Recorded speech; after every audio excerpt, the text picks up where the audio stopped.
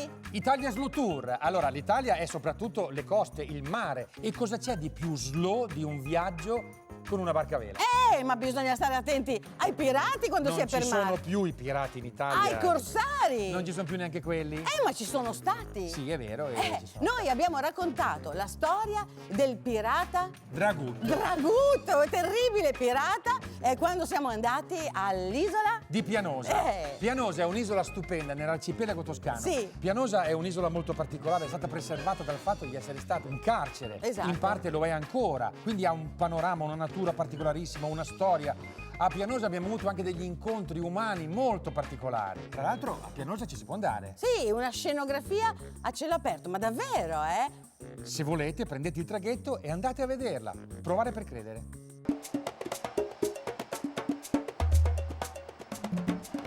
Stamattina ho visto l'alba del 21 giugno, solstizio. C'eravamo io e i gabbiani che invocavamo il sole. Era bello stamattina. Dove siamo? Verso Pianosa. Ci arrivo. Un caffè.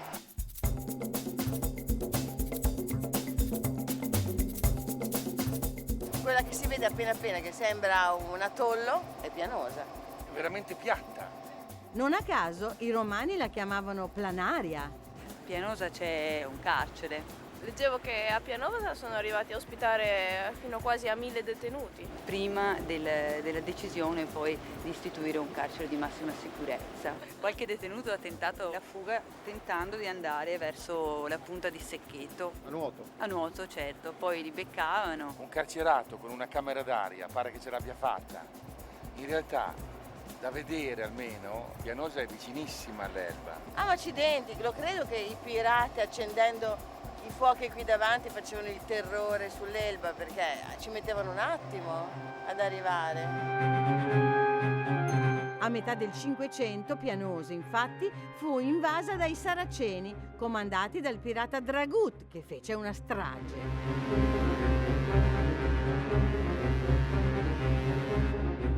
500 persone prese o uccise o portate come schiavi. Ma sto Dragut.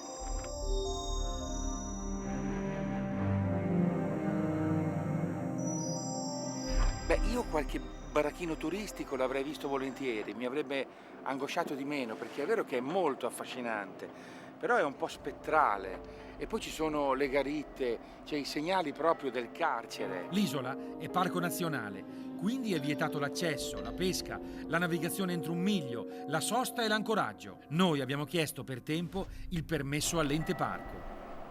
I rintocchi della campana del paese fantasma.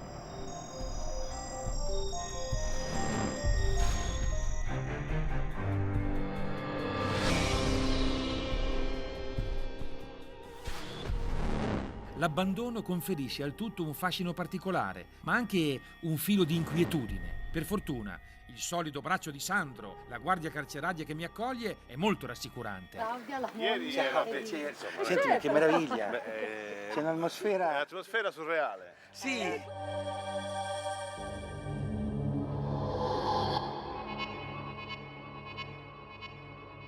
Allora, direttore, riassumendo la storia recente di Pianosa, è stata viva, quindi abitata dalle famiglie, abitata dai carcerati fino al 97. 97, sì. Qui era una grande comunità, ci vivevano più di 100 famiglie, c'erano le scuole, si produceva di tutto. E c'erano vigneti, oliveti, di tutto. E poi è stata chiusa. Ma adesso però la situazione è strana, perché in realtà dipende da Porto Azzurro, quindi il carcere è chiuso ma è ancora aperto. Sì, c'è un cosiddetto presidio dove ospitiamo detenuti in articolo 21, cioè che hanno la possibilità di lavorare all'esterno. E l'idea era quella, insieme agli altri enti, il comune che è competente territorialmente, il parco, la provincia, eccetera, promuovere delle attività di ricezione, turistiche, di coltivazione, eccetera, che dessero lavoro anche ai detenuti. Intanto sta arrivando il traghetto, che ogni martedì fa servizio coi turisti. Turisticamente, che altre cose può offrire? Dai percorsi didattici per le scuole, dalle ricerche, ospitare persone che hanno voglia di fare vacanze diverse, perché questo è un posto particolare. Comunque questa storia di quest'isola, la pirateria, c'è, chissà perché. è qui in mezzo a tante altre isole e ha sempre subito un destino particolare, anche un po' feroce a modo suo. Sì, credo che ci sia stato qui il famoso Dragut che abbia fatto una strage. Ma è meraviglioso, ma è una roba da... mi sento Dragut. Sbarcata sull'isola di Pianosa.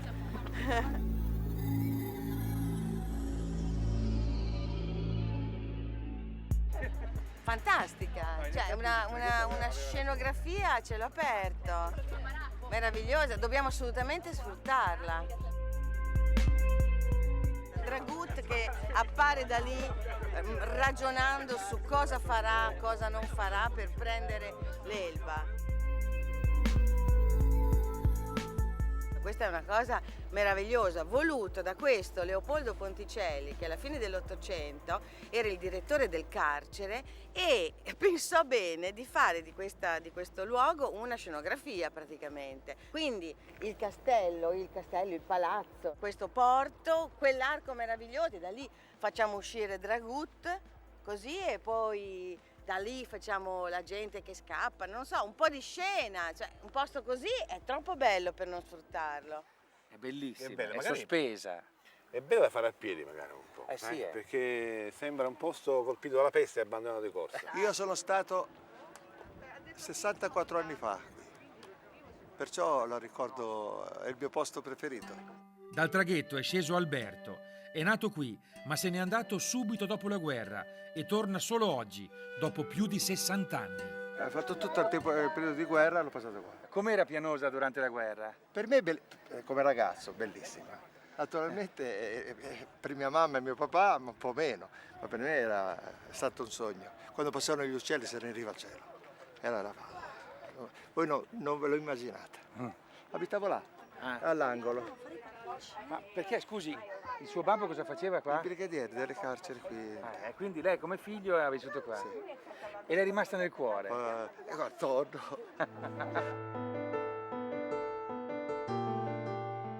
Come la trova? Cambiata, in peggio. Sotto lì c'è una grotta e andavamo a rifugiarci. Dopo è cambiato tutto, siamo andati nelle catacombe a dormire. Perché bombardavano? Bombardavano e andavamo a scuola tramite le catacombe.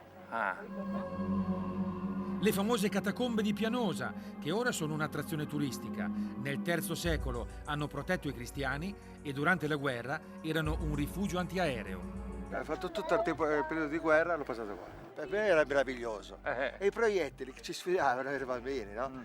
E mia mamma, che era sotto quel rifugio, era qui che diceva, venite via da lì. Insomma, Poverina. Noi... Era un gioco. Gioco. Poi c'è la scoletta, che era il mio sogno che dovevo raggiungere per forza. Partivo a nuoto per cercare di raggiungere. Quello scoglione laggiù. Difatti una volta abbiamo tagliato un fusto di benzina. Cioè, facevate le prove di evasione come se foste dei carcerati. Poi abbiamo fatto una zattera per raggiungere, sempre mi viene a prendere. Non sono mai arrivato là. Il mio sogno è arrivare là.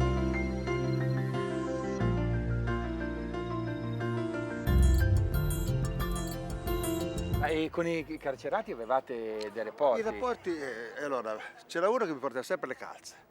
Si faceva le calze con la maglia, poi arrivava davanti a casa mia e diceva questo sono per te. E mio padre non voleva perché insomma, se tu stai al posto tuo perché insomma è un rischio. Adesso voglio andare a vedere la casa ed è quella che io, per me è la più bella. Vada, non voglio trattenerla. Ma è la prima volta che lei torna dopo tanto tempo? Sì. Ah, dai. Per me, adesso tremo, se mi sente. Grazie mille, arrivederci. Che bello, andiamo, deve far vedere la casa ai nipoti, dove è stato per un sacco di anni, 64 anni fa. Qui c'era il tabaccaio, quindi c'era un sacco di... Questa piazza dovevate vederla, voi vedete lo schifo adesso. Allora qui sono due posizioni, una si chiama Sor Evelina, l'altra Sor Anna.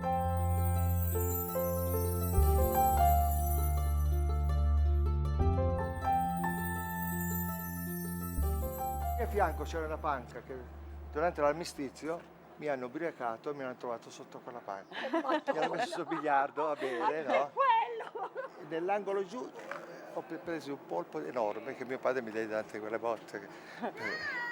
Perché hai preso un polipo? Ma lui mi tirava a me perché era talmente grosso Eh. che non ce la facevo a tirarlo fuori. Ma dai, una piovra! Piovone!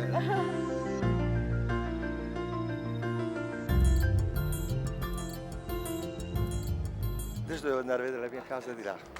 Dai, andiamo a vedere. E io abitavo quella porta lì. Dove c'è quella baracca dietro c'era una postazione tedesca. Una volta è arrivato un aereo a bassa quota. Io venivo su per la strada e vedo questo aereo. E qui c'era una bambina, si chiamava Stella, e mio fratello. Io l'ho preso e l'ho messo contro il muro e mi ha mitragliato tutta la strada. Oh! Tutta la strada. Ma era normale tutti i giorni. Qui era il posto. Questa è mia casa. Ecco, guarda che roba. Una vergogna.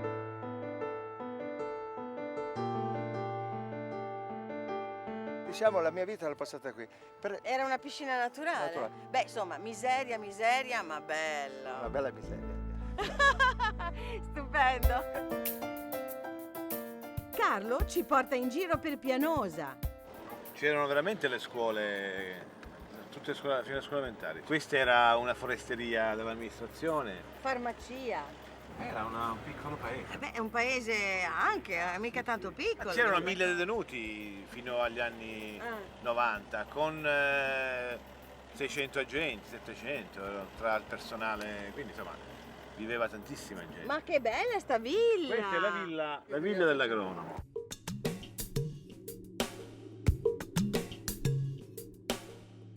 Beh, anche questa è in disuso cadente. sì. Ma non si può. Qualcosa bisogna fare. Beh, visto che la storia di Pianosa ormai è legata al carcere, fare un carcere aperto che ospita 100-150 persone che si curano di tutta la manutenzione delle strutture, dei sentieri e quindi dare un valore aggiunto alla visita, alla presenza poi turistica qui. Piantare le vecchie attività produttive, si facevano del formaggio buonissimo, c'erano dei prodotti, degli orti meravigliosi, c'erano tutti i campi coltivati, quindi abbinare l'aspetto naturalistico, storico e quello sociale. Aspetta, però, se uno deve fare i campi, se deve fare queste cose qui, ti viene immediato dire allora abbiamo bisogno del trattore, abbiamo bisogno di questo, e l'isola diventa uguale a tutto il resto. No, Invece l'isola deve rimanere un esempio di ecosostenibilità, quindi nessuna macchina, si va solo in calesse, come gli Amish, no?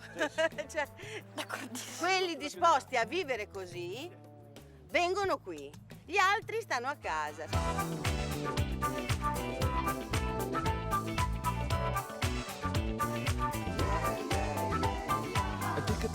Bellissimo, guarda che precisione. Con gli scarpellini. È un piccolo muro poligonale fatto perfettamente dai detenuti.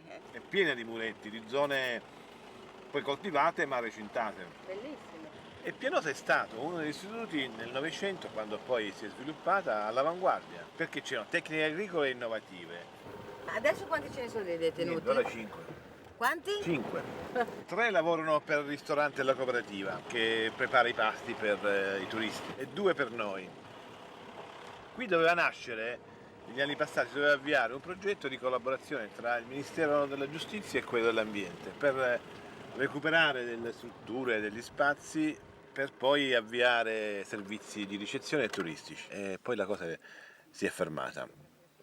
E quindi niente, speriamo che si riprenda, insomma. Ed ecco dove vivono i detenuti oggi. Un carcerato sicuramente più felice di stare Certo, qui piuttosto certo. che stare... Quindi abbiamo lasciato le sbarre perché c'erano e quindi come aspetto diciamo storico, però in realtà le porte è un ostello più che una sezione. È un ostello? Una villeggiatura. Sì, È stato carcerato chi? Pertini. Qui è stato imprigionato Pertini quando ovviamente era in clandestinità partigiano e antifascista. Qui abbiamo una trentina di stanze, che loro hanno la biciclettina, escono la mattina. Con la bicicletta, con la mountain bike, escono, c'avevano il campo da calcio, cioè... Mica male. Qui la cucina. Buongiorno. Lui è un cuoco arrangiato naturalmente, perché cucinate per te, no? Tra l'altro lui è qui, ma speriamo di inserirlo come guida, perché lui ha fatto il corso. Qui mangiano, al refettorio si mangia tutti insieme e poi ci sono tutte le stanze, ora ve le faccio vedere qualcuna. Pensare che ci sono 40 posti che da domani potrebbero essere utilizzati per 40 detenuti, togliendoli quindi da strutture sovraffollate, dandogli del lavoro. E E questo è il recupero, questo è il senso della pena, dovrebbe essere, no? Mi auguro che... Beh, io ci credo, insomma, qualcosa va fatta. Ce l'hai le chiavi, Sandro? Questa, è libera. Noi ci stupiamo, però in realtà il regolamento penitenziario prevede che ogni stanza abbia il bagno con la doccia separati, e chiaramente la televisione. L'arredo classico è questo. Il signore che fa in cucina è un detenuto, Cioè, no, perché non si sì, capisce. Sì, sono detenuti. E poi tornano qui Poi tornano qui. e chiudono loro. Certo, sì, si chiudono in camera Si e chiudono in la mattina camera, finita. sai che alle 7 devi svegliarti e andare a lavorare. Ho capito. La E chi gente, è che controlla? il personale nostro di polizia, ecco, chiaro. cioè, quindi un personale di Hai polizia degli orari, che viene? esatto, di entrata e di uscita. Sono persone che tra un po' torneranno nuovamente in società, ma che hanno avuto modo anche di essere responsabilizzati, perché questo è importante. Capire che il loro ruolo e la vita si guadagna lavorando tutti, rispettando le regole, perché poi quando tu entri in carcere vedi soltanto o persone, Certo. no? E quindi il rapporto è sempre falsato, non sei mai te stesso, perché sai di essere continuamente giudicato e valutato. Qui invece hai modo di essere te stesso, nel bene e nel male, che ti fa crescere, perché poi fondamentalmente è questo, no?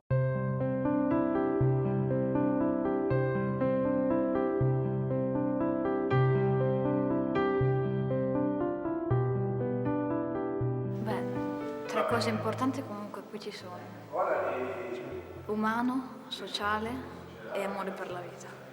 Quindi secondo me anche poter stare in questo posto, anche come ambiente e tutto, ti crea anche quella pace dentro, ecco.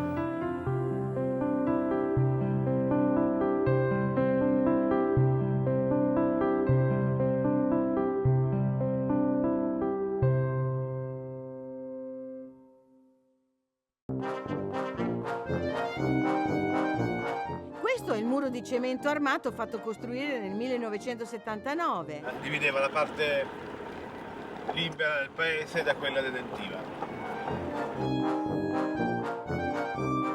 Dalla zona libera entriamo in quella che una volta era vietato perché era carcere. Ah, stiamo entrando. Si entra nella parte penitenziaria. Mamma mia.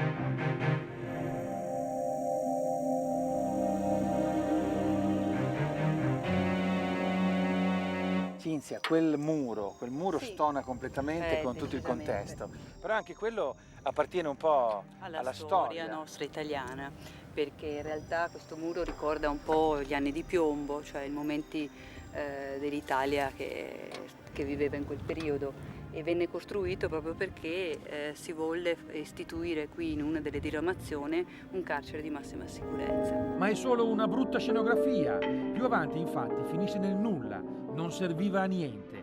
Un incidente della storia del carcere. Quindi primi del Novecento carcere modello, poi anni 70 massima sicurezza per il terrorismo, poi per la mafia, e successivamente invece di nuovo carcere modello con i detenuti in semilibertà, eccetera, eccetera.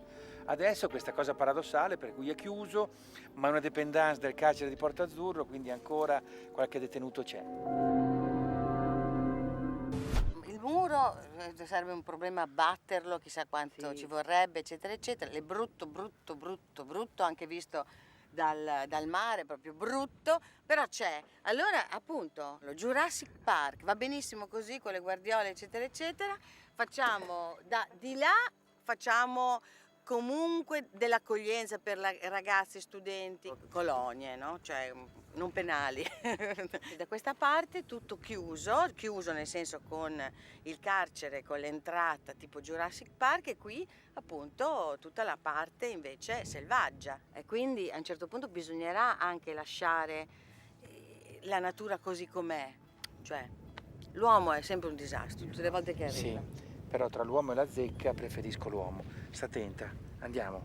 Non so, non vorrei che... No, io non lo riconosco. È liquido, sai? No, ma le vedi che camminano. Per fortuna alla zecca ci pensa Sandro, io ne ho il terrore. Ma purtroppo l'isola, dopo che i terreni sono stati abbandonati e dopo che il bestiame non c'è più, è letteralmente infestata dalle zecche. Ma il parco si oppone alla disinfestazione perché comprometterebbe anche la microfauna. Intervenire o conservare? Fare o non fare? E se fare, cosa fare? Questo è il dilemma. Sì, non bisogna mai Inseguiti da un fare nuvolo di esatto. zecche. Esattamente, ce ne andiamo. Fame! E questo è il ristorante gestito appunto in parte dai detenuti, che è il luogo di aggregazione rimasto poi adesso a Pianosa. E qui ci sono i gadget immancabili.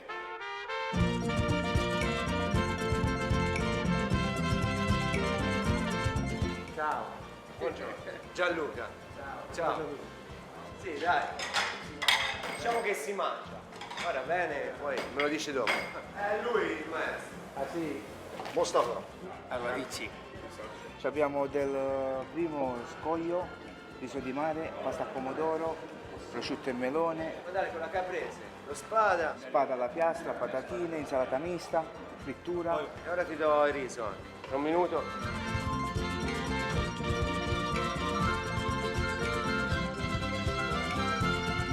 Ecco, a gestire questo ristorante non solo è una cooperativa. È una cooperativa sociale, è una cooperativa che dà modo agli detenuti o ex detenuti che possono usufruire di un trattamento particolare che è l'articolo 21 e accedono a questo trattamento detenuti che hanno già in buona parte scontato la pena, che si sono sempre comportati in un certo modo e quindi possono accedere al lavoro esterno. Contatto col pubblico, contatto con la gente, molto importante, delicato, ma in un ambiente come Pianosa che è protetto è il luogo ideale. In questo locale occupiamo 7 detenuti a pieno regime. Questi ragazzi hanno la possibilità, attraverso il lavoro esterno, di avere quei contatti che possono garantire in un certo senso un reinserimento e anche poi un'opportunità economica di guadagnare qualche cosa, mandare un po' di soldi a casa, insomma sentirsi comunque partecipi della vita economica della famiglia.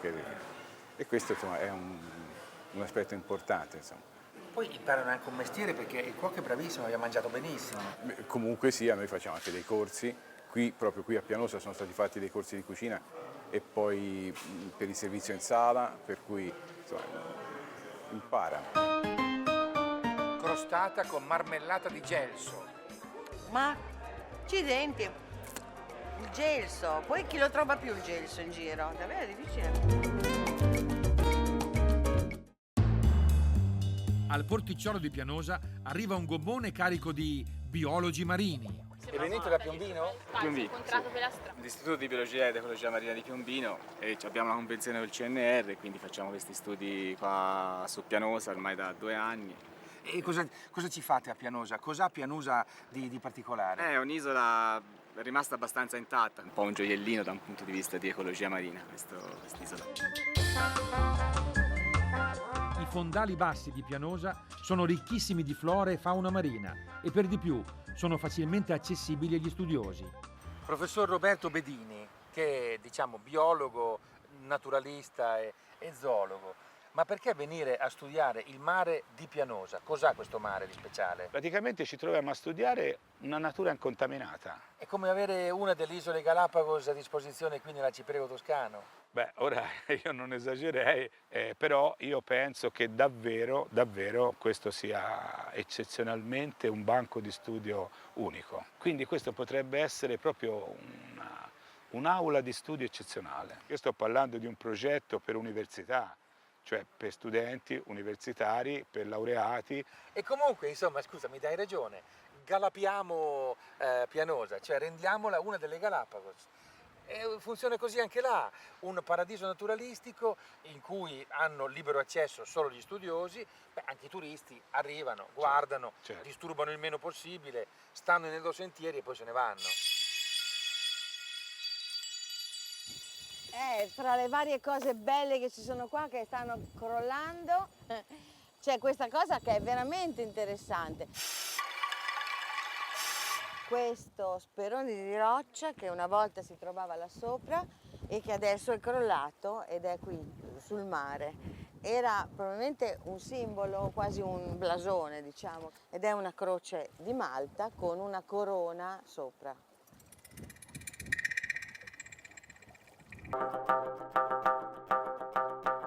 Allora no, aspetta. Sandro, inappuntabile guardia carceraria, si presta a interpretare il terribile pirata Dragut. Sembra più un sanadino. Lo è, lo sei.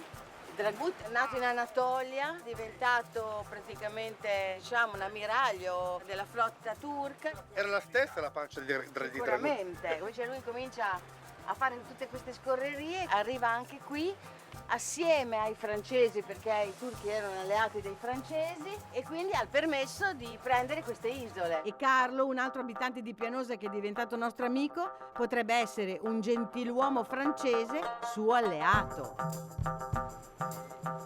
Ci stai? Ok. Non stringe però. Che ci tocca fare per campare? Cioè, allora lui dice, come sei un pirata? Sì, Dolce Gabbana. Ecco, sì. appunto, c'è Armani, insomma, c'è un pirata un po' fine. In realtà, adesso questa è un'iconografia un po' sbagliata, perché cioè, questo era un ammiraglio. Avvisa la ciurma che tra un po' arriviamo a bordo. Benissimo, sarà fatto. Era un personaggio importante, quindi probabilmente non è che fosse vestito, insomma, così da iconografia del pirata come abbiamo fatto, però... Oh.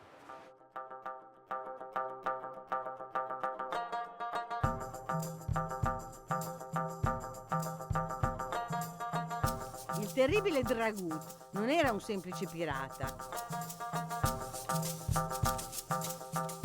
Era l'ammiraglio di una vera e propria flotta franco-turca che per anni ha depredato e terrorizzato le isole dell'arcipelago toscano. Nel 1553 Dragut manda parte della sua flotta ad espugnare Pianosa. 500 abitanti furono uccisi e 200 deportati come schiavi.